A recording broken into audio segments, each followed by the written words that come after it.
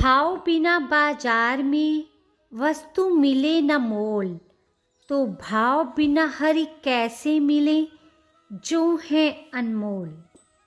भक्ति में शक्ति है तो भगवान अपने भक्तों को कष्ट क्यों देते हैं, इसी रहस्य को उजागर करता है हमारा आज का प्रसंग। तो प्रसंग प्रारंभ करने से पहले कृपया मेरा चैनल सब्सक्राइब कर लें। एक बार कृष्ण और राधा जी निधिवन में रात्रि में सभी गोपियों के साथ हास परिहास कर रहे थे। राधा जी ने कृष्ण से कहा, आप मुझे कोई कहानी सुनाइए या फिर ये बताइए कि भक्त कष्ट क्यों पाते हैं। कृष्ण बोले, राधे सुनो, एक भक्त थे, वो हृदय से मेरी भक्ति करते थे। उन्हें लगता था कि भगवान की भक्ति करने से उनके जीवन में सुख ही सुख रहेगा, लेकिन ऐसा नहीं हुआ। उन्हें भक्ति करते हुए कई साल बीत गए और वो निर्धन होते चले गए। यही नहीं, उनके समकालीन लोग उनसे बहुत धनी हो गए और वे उन सब भक्तजन का बड़ा परिहास उड़ाते। भक्त को लगता, उनसे अच्छा तो ये लोग ही जीवन जी रहे हैं, इन्हें तो भगवान की भक्ति भी नहीं करनी आती। मैंने इतना समय लगाकर देख लिया, ना तो प्रभु मिले और ना ही जीवन में कुछ सुख आया। अब तो मैं भक्ति भी नहीं छोड़ सकता, वरना लोग मुझे और भटका हुआ समझेंगे। ऐसा विचार करते करते उन्होंने ये अनुभव किया कि लगता है मुझे प्रभु कृष्ण की प्रतीति ही नहीं है। मुझे ये कैसे विश्वास हो कि वो सचमुच है या नहीं। उस भक्त ने सुन रखा था कि भगवान श्री कृष्ण निधिवन में प्रतिदिन आते हैं और कोई छुप के देख ले तो उसका अहित हो जाता है। उसने सोचा, अब मेरा क्या अहित होगा। ये विचार कर वो सांझ को सबसे आंख बचाकर निधिवन में छिप गए और रात्रि की बाट जोहने लगे।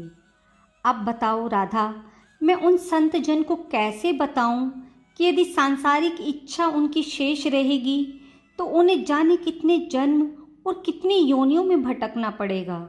इसलिए मैं उन्हें सांसारिक सुख नहीं दे रहा, और अगर वो संसार की आसक्ति हटा दें तो उन्हें सब कुछ मिल जाएगा। इसके लिए उन्हें मुझ में ही मन लगाना पड़ेगा। इन भक्तजन को ये लगता है कि भगवान निधिवन में आते नहीं। हम उन्हें कैसे बताएं, हम आते भी हैं और अपने भक्तजनों की बात भी चलाते हैं। ऐसा कहकर कृष्ण मुस्कुरा दिए। तभी वो भक्त जो वहाँ छुपे बैठे थे, भगवान की अद्भुत दिव्य लीला देखकर चमत्कृत रह गए। वे दौड़ के आए और प्रभु के चरणों में गिर गए।